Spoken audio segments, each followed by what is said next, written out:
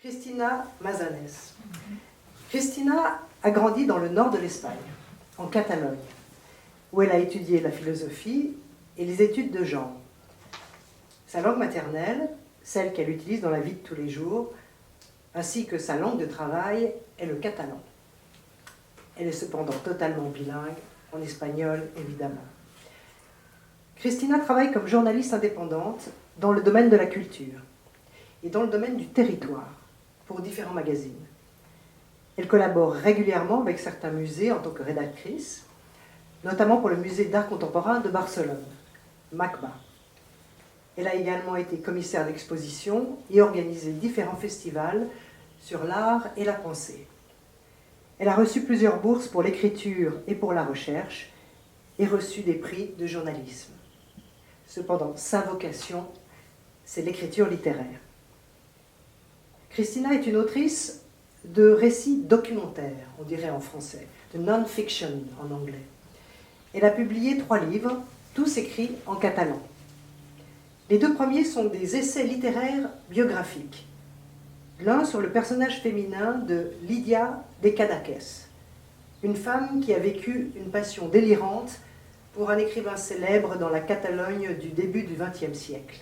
Un personnage réel qui a fasciné à la fois Lorca, Buñuel et Dali.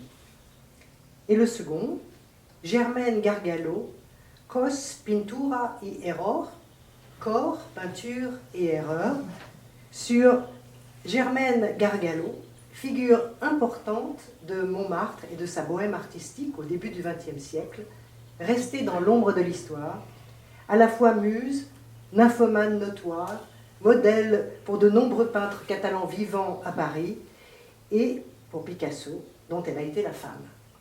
Ce livre est en cours de traduction en anglais. Son 3e livre est plus proche d'un récit autobiographique.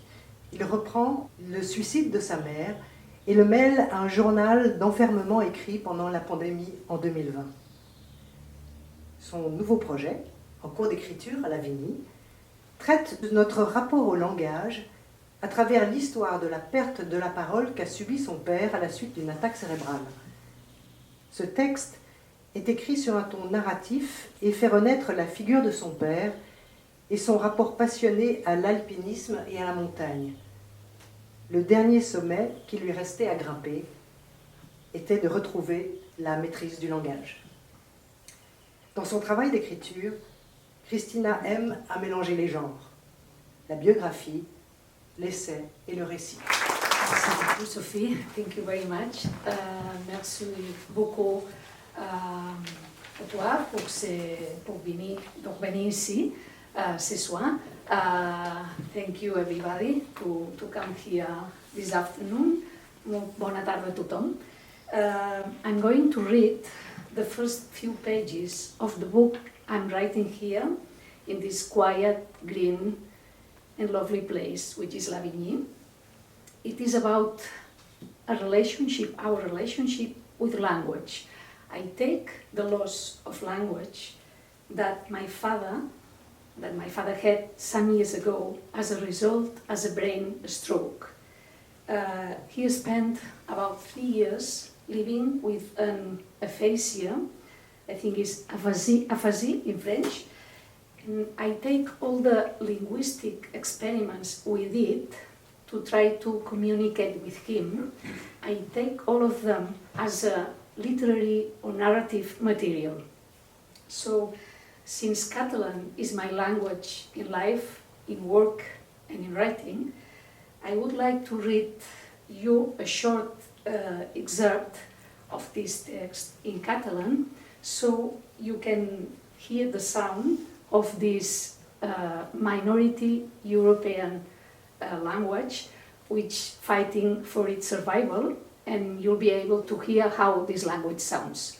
And then I'll read in English.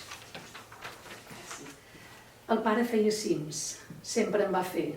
Prenia un camí i enfilava amunt, sense mirar enrere. Amunt. El primer el va fer als 11 anys, quan es va prometre que mai més tornaria a passar fred.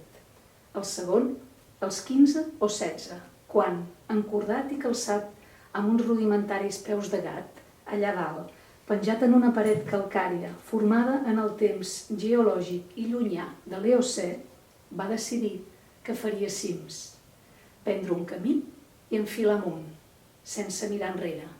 Amunt, amunt. Now in English, it's called Marcheron's Route Journal. My father climbed mountain peaks. He always had. He would choose a path and head straight up, without looking back. Up. The first peak was when he was 11 years old, when he promised himself he would never be called again. The second was when he was 15 or 16, when, shot and laced in a rudimentary climbing shoes, he hung from the side of a limestone mountain formed in the distant geologic era of the Eocene, and decided he could climb peaks, to choose a path and head upwards, without looking back. Up, upwards. The day I walked into the intensive care unit, there was nobody there. They had rang me the night before, and it was only the next morning that I got into the car to begin the 2 hours drive ahead. Nor could I have done anything arriving at night. I went directly to the hospital and was allowed into a restricted area. Attached to multiple tubs and very groggy, my father replied to me in English. 2, 3 words, in a very faint voice and with a Faraday look in his eyes. Thank you. In English, not in Catalan. Leaning against the wall, I breathed deeply, as if to gulp in the evidence that this was a new situation, a new state of life, and that nothing would be the same again. This precariousness of the thank you, the resistance provided by the wall I leaned my back against, and the yellow light, as if I were dizzy, coming from I don't know where, suggested that this was the beginning of a strange peak that must be climbed, an unknown ridge, one which begins just at the point where grammar ends, up. In one page of his notebook, and with a red cover, is the following: The hypothesis of linguistic relativism. The diverse languages are responsible for the different visions of the world, which is to say, of the different cultures. It is the last entry. After that, there are several empty pages. And then, this children's pronunciation chants. Sol, casa, pipí, ou. Sol, casa, pipí, ou. Peu, sopa, mà, col. A, E, I, O, U. Pa, pe, pi, po, pu. Ma, me, mi, mom. Pa, sopa, poma, mama. 1, 2, 3, 4, 5, 6, 7, 8, 9. The red notebook is the last one my father used. He came from the generation of parents who learned to write while a war was being lost, at a time when winter lasted months, which happened with or without war, and on Sundays, grandmothers, mothers, and single-moms would bring a bowl of hot water outside and soak the kids. While a war was being lost, and when it had been lost, the children were rarely, very rarely, to school. Ma, me, mi, mom, o. 7 classrooms and the kindergarten distribute between an old textile factory and the house of the owner, who no longer lived there, but continued to be the owner. Peu, ma, sopa, col. At the age of 11 or 12, you would enter as an apprentice and never leave. It didn't no matter what for, or if you had been asked, if there was somewhere where a relative or neighbor knew someone and they needed the boy to run errands and sweep the workshop and do whatever was needed, you went. And if you had an idea of numbers, all the better.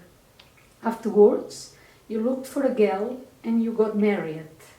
And On some occasions, few, you did up a flat that your father-in-law let you have, and you moved in with your wife while the farm grew in a country that was growing, and you did well.